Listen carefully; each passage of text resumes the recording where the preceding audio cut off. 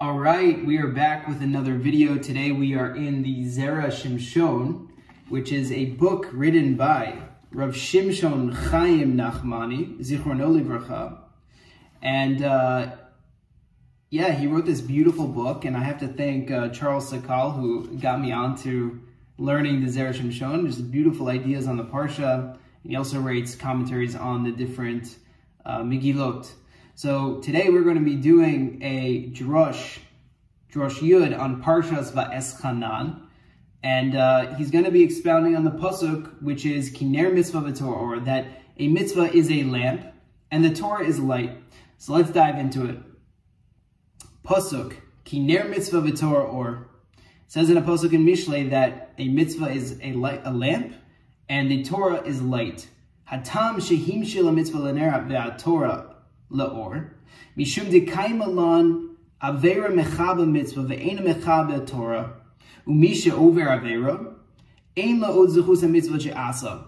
So the Zera Shimshon is going to explain that there's a qualitative difference between mitzvah performance and Torah learning, in that, as he's quoting in Gemara Sota, that a transgression diminishes the light of a mitzvah, right? A mitzvahs bring about this protective quality, this merit, almost a light on a person.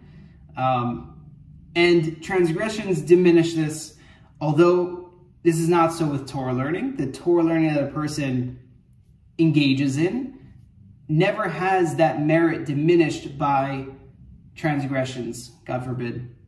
Mishum hachehim shalom l'ner shegam l'ner mitkaveh.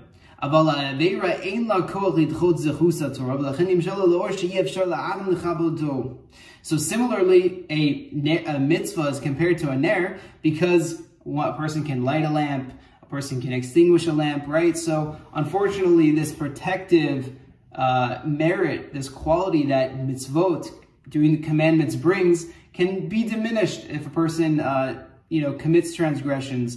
But the Torah learning that a person does can never be extinguished by doing transgressions. And he's going to bring a pasuk which says, V'zeu she'amar hakatuv ner rishayim yit'ach. Right? So Torah has this everlasting merit. And he quotes this pasuk, this verse that says, the lamp of the wicked will die out. In that, even the mitzvah that a wicked person commits are extinguished, right? By the transgressions. But not the Torah learning. All right, he's going to go on to the second way, or the second explanation of ner mitzvah v'torah or. Ve'odhim shel mitzvah l'ner. Lefi she'aner eino nidlak b'layla b'chol ha'chadarim b'chol ha'mekomos, rak b'makom shebnei adam mishtamshim bo uchvi hatzorach sheish lehem b'osa makom miyuchad, right? So, similarly, if you need light in your house, right, you're not going to, again, we have electricity nowadays, Baruch Hashem, but in those, not too long ago, people would light a lamp where they needed light in that room, right? So a person can light this, a lamp, and they can have it in that room so that they can see, so they can do what they need to do in that place.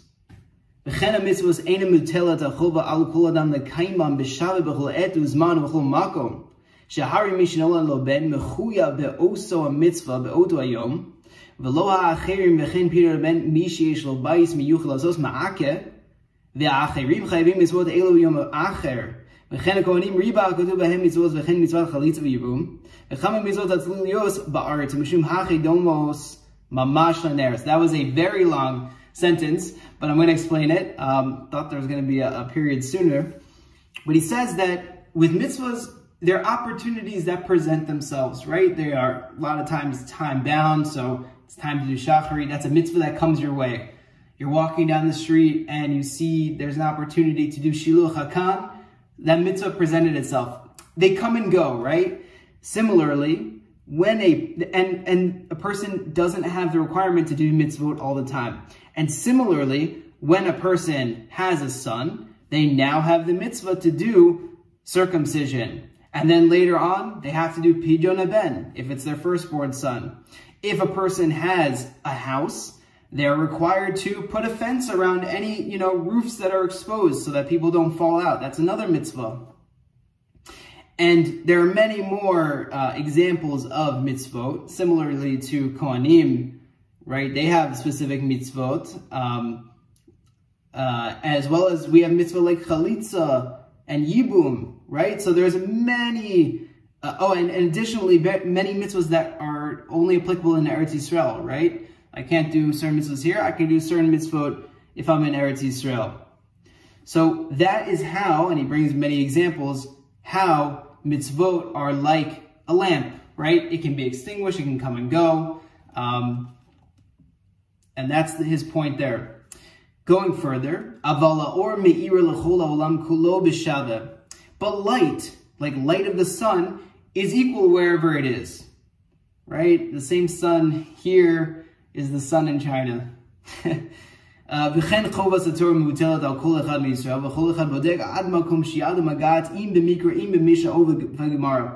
people don't know this, but especially for men, there's a mitzvah or an obligation to learn Torah for sure every day, morning and evening, even if it's a little bit, and also not to waste time, right? So there's not a specific time that a person has to learn Torah. The obligation is kind of all the time that you can, right? So it's not like a mitzvah in that it comes and goes.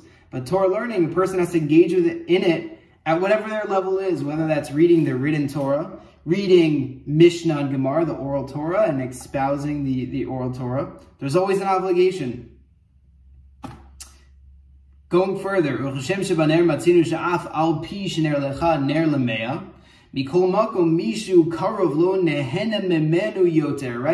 Another quality of a mitzvah, that in the way that it's like a ner, is that the person closer to the person doing the mitzvah is going to get more light. If you are 100 people, the person standing closer to the one who did the mitzvah is going to get more light. Kacha mitzvah tzarich la'asosa bechavana re'uya. Ve'az hi me'ira k'mo ner, shemi sheyesh lo be'osa mitzvah kavana yisera ala achirim. Ha'osim osa hu miskar yoter l'mekom ha'kedusha ve'osa tikun v'yichud yoter nifla me'a achirim. So he explains that mitzvahs require intention before they are completed, right? You need to set the intention. That's why a lot of people say l'shem yichud kudsha brichu shchinte v'dechilu erchimu. Going further, before doing that mitzvah, if a person does a mitzvah and doesn't have intention, to discussion Gemara Brachos and many other places, it's still good, as it is explained in Tanya. When a person does a mitzvah with intention, again, it, so to speak, raises up all the other times that they did those mitzvot without intention. But nevertheless, we have to do mitzvah with intention. And what he says is that that actually creates more light. That increases the light, the protective quality, the merit of the mitzvah, and spreads this light to a greater distance. And it completes a tikkun, a rectification, and a yichud, a unification of Hashem's name. A unification. Right? So that's another explanation of ner mitzvah Torah.